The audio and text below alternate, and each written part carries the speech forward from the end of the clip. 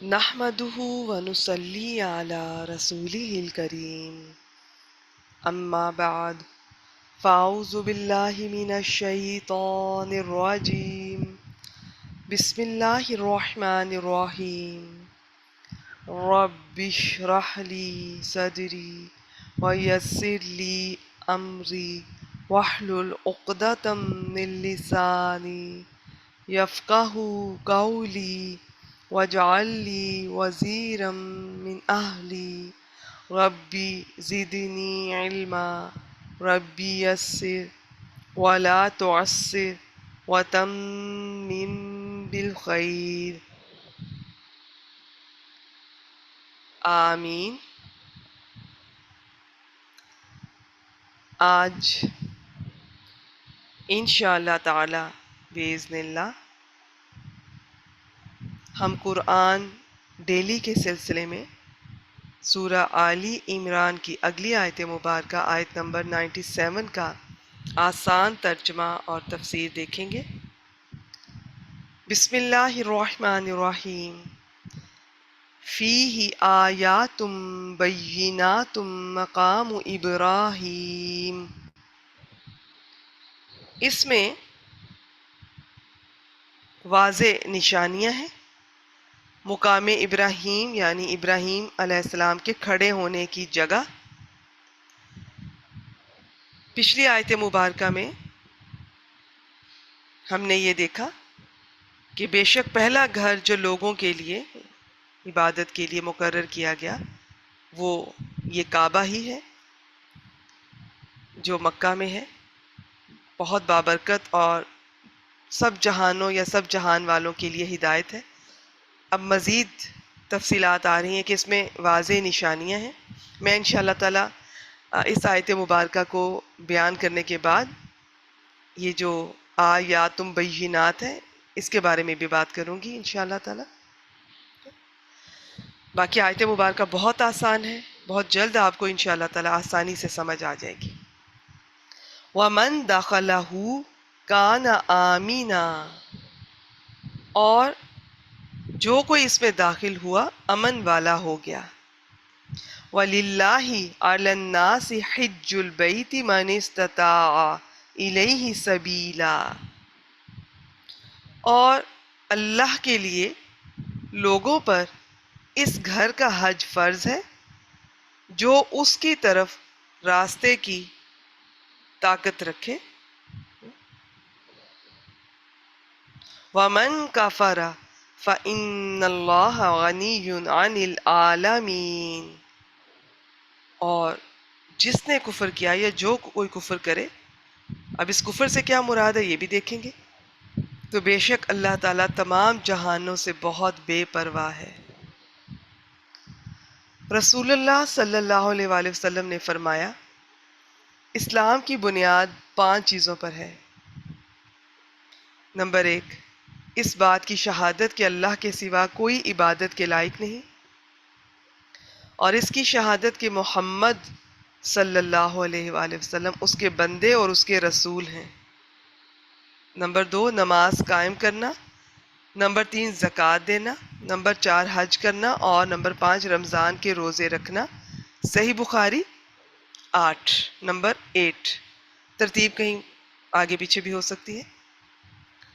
ہر عاقل اور بالغ مسلمان پر جو کعبہ تک پہنچنے کی استطاعت رکھتا ہے اس پر ساری زندگی میں عمر بھر میں 1 مرتبہ حج فرض ہے۔ صحیح مسلم 1337۔ یہ جو لفظ آیا ہے نا استطاعت، اس کی تفصیل میں بہت سی تفصیلات آتی ہیں، میں مختصر اور چند احادیث مبارکہ کی روشنی میں آپ سے شیئر کرتی ہوں۔ چند ایک استطاعت کی تفسیر حدیث میں زاد راہ، یہ ہم پیچھے دیکھ چکے ہیں سورۃ البقرہ میں تفصیل سے، اور سواری سے کی گئی ہے جامعہ ترمذی 812۔ اس سے بعد کے آنے والے جو بعد کے محدثین ہیں جیسے شیخ البانی، انہوں نے بھی اسے حسن قرار دیا۔ ابن تیمیہ رحم اللہ بھی یہی کہتے ہیں۔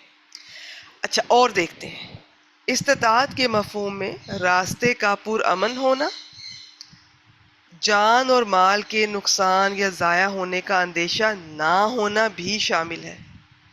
اور اس میں کیا شامل ہے؟ عورت کے لیے محرم کا ساتھ ہونا بھی ضروری ہے۔ حدیث مبارکہ سے معلوم ہوتا ہے کہ اگر مالی استطاعت ہو مگر جسمانی نہ ہو تو کوئی دوسرا اس کی جگہ حج کر لے۔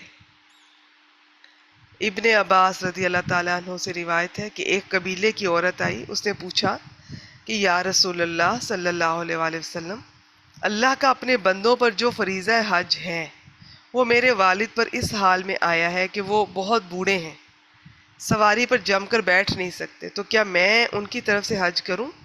فرمایا ہاں، اور یہ حجۃ الوداع کی بات ہے۔ صحیح بخاری 1855۔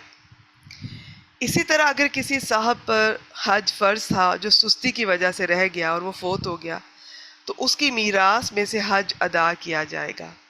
ابن عباس رضی اللہ تعالیٰ عنہ فرماتے ہیں کہ رسول اللہ صلی اللہ علیہ وآلہ وسلم نے فرمایا اللہ کا قرض ادا کرو کیونکہ وہ پورا کیا جانے کا زیادہ حقدار ہے۔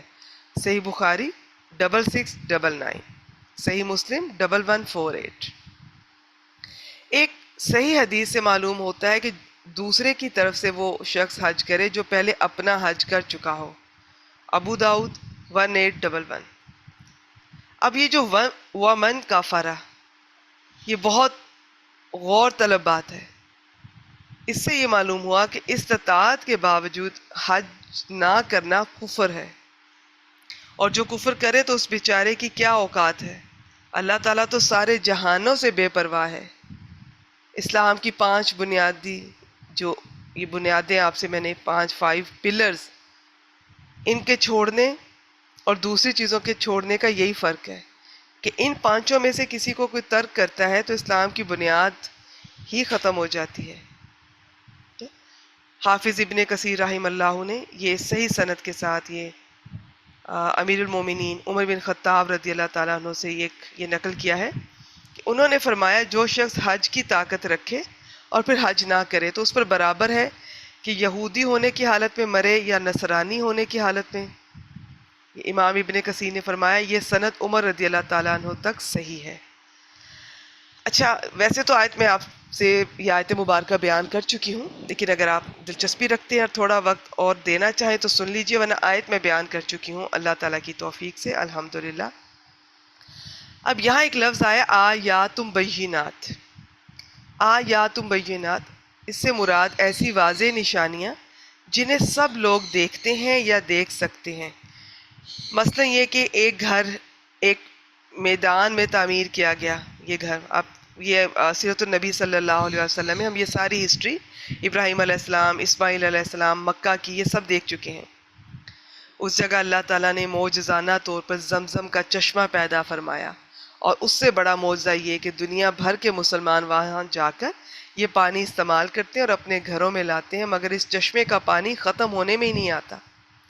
نیز یہ کہ یہ پانی بھوک اور پیاس دونوں کو دور کرتا ہے اور کئی بیماریوں کے لیے شفا ہے۔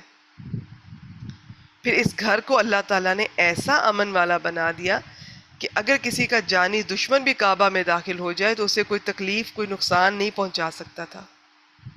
اور اللہ نے کعبہ کے علاوہ اس پورے علاقے کو پرامن بنا دیا۔ 2500 برس سے سارا ملک عرب جاہلیت کی وجہ سے انتہائی بد امنی، لوٹ مار، قتل و غارت کا شکار رہا، مگر یہ کعبہ ہی ایک ایسا خطہ تھا، یہ مکہ، جہاں امن قائم رہا۔ یہ کعبہ کی برکت تھی کہ سال بھر میں 4 مہینے کے لیے پورے ملک کو اس کی بدولت امن میسر آ جاتا۔ سارے ملک میں لوٹ مار کا بازار گرم رہا، مگر قریش کے قافلے چونکہ وہ کعبہ کے متولی تھے ان کا بہت احترام کیا جاتا تھا۔ وہ جہاں مرضی سفر کرتے انہیں کوئی لوٹتا نہیں تھا، کوئی نقصان نہیں پہنچاتا تھا، کوئی تکلیف نہیں دیتا تھا۔ حتیٰ کہ جو تجارتی قافلے قریش کی امان میں آ جاتے ان سے بھی ان کو بھی ہاتھ لگانے کی کسی کی جرت نہیں ہوتی تھی۔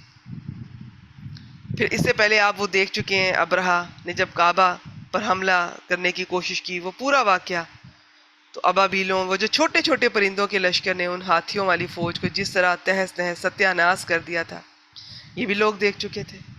پھر اس پتھریلے میدان کے بسنے والوں کے لیے اللہ تعالیٰ نے رزق کا ایسا بہترین انتظام کر دیا کہ ہر قسم کے پھل اور غلے معجزانہ طور پر کھینچے چلے آتے ہیں، اور مکہ کو ایک مرکزی تجارتی منڈی کی حیثیت حاصل ہے۔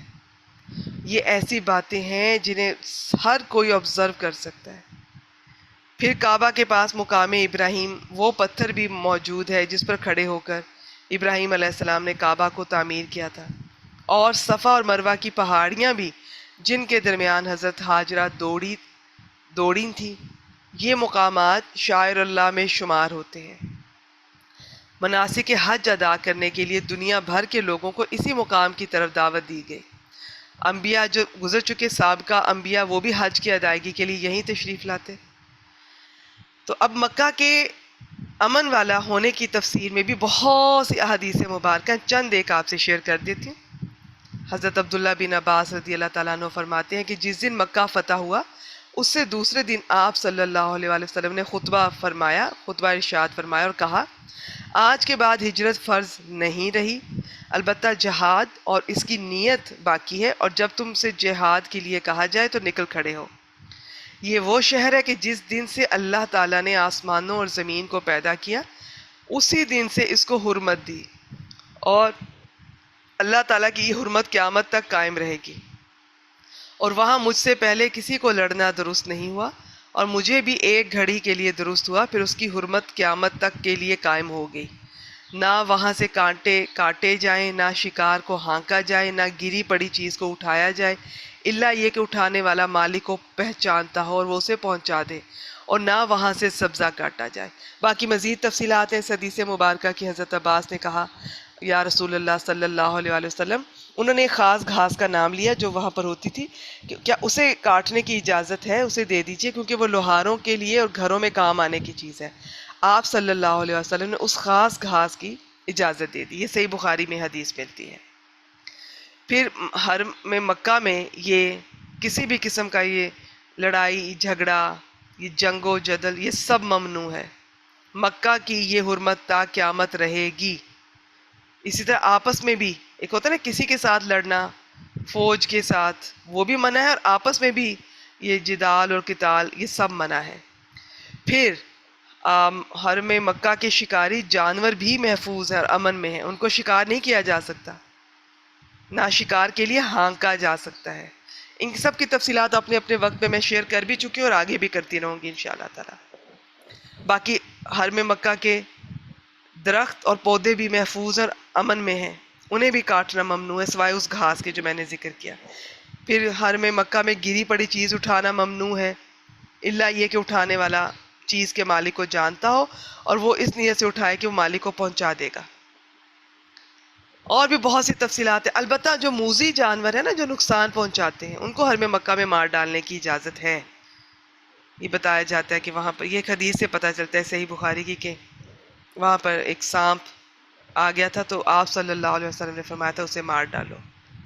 باقی اور بھی بہت سی حدیث آتی ہیں کہ حضرت عائشہ رضی اللہ تعالیٰ عنہ فرماتی ہیں کہ 5 جانور بدذات ہیں، انہیں حرم میں بھی مار ڈالنا چاہیے، جس میں ایک خاص قسم کا کوا، چیل، بچھو، چوہا اور کاٹنے والا کتا۔ یہ بھی صحیح بخاری کی حدیث ہے۔ بس میں یہیں پر روکتی ہوں، سلسلہ بہت طویل ہے اور اس میں بہت کچھ شامل ہے، لیکن میں صرف اتنا ہی آپ سے شیئر کر رہی ہوں۔ تو باقی کیونکہ مجھے ایکچولی ہوتا کیا ہے کہ جب احادیث مبارکہ ہم شیئر کرتے ہیں تو کچھ احادیث مبارکہ تو بڑی آسان اور آسانی سے سمجھ جانے والی ہوتی ہیں، لیکن کچھ احادیث مبارکہ کی مجھے تفصیل بیان کرنا ہوگی کہ اصل مفہوم کیا ہے، تو اس لیے میں بیان نہیں کر رہی ہوں، بس اتنی ہی جتنی کہ آسان اور سادہ ہے۔ آئیے جی جاتے جاتے ایک دفعہ ترجمہ پھر دیکھ لیں۔ اس میں واضح نشانیاں ہیں ابراہیم علیہ السلام کے کھڑے ہونے کی جگہ، اور جو کوئی اس میں داخل ہوا امن والا ہو گیا، اور اللہ کے لیے لوگوں پر اس گھر کا حج فرض ہے، جو اس کی طرف راستے کی طاقت رکھے، اور جس نے کفر کیا یعنی حج استطاعت کے باوجود حج کا انکار، تو بے شک اللہ تعالیٰ تمام جہانوں سے بہت بے پرواہ ہے۔ یہ تھی آج کی آیت مبارکہ۔ وآخر دعوانا ان الحمد للہ رب العالمین۔